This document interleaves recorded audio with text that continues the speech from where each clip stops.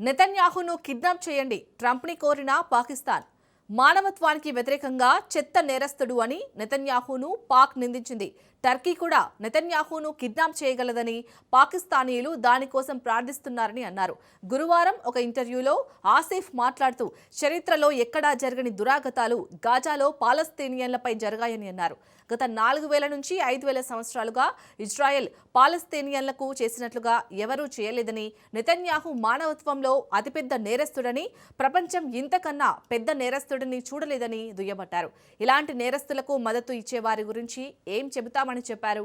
ఇజ్రాయెల్ని పాకిస్తాన్ ఎప్పుడూ గుర్తించలేదు. ఇరాన్తో తమ సంబంధాలు సోదరభావం, భాగస్వామ్య ప్రాంతీయ ప్రయోజనాలకు సంబంధించిందని పాక్ రక్షణ మంత్రి అన్నారు. మరోవైపు గాజాలో ఇంటర్నేషనల్ స్టెబిలైజేషన్ ఫోర్స్ లో భాగంగా పాక్ సైనికులు గాజాకు వెళ్తున్నారనే వార్తలు వస్తున్నాయి. దీనిపై భారత్లోని ఇజ్రాయెల్ రాయబారి రూవెన్ అజార్ మాట్లాడారు. పాకిస్తాన్ సైన్యం గాజాలో ఉండటంపై ఇజ్రాయెల్ సంతోషంగా లేదని అన్నారు. హమాస్, లష్కరే తోయిబా మధ్య సంబంధాలు పెరగడంపై ఆందోళన వ్యక్తం చేశారు.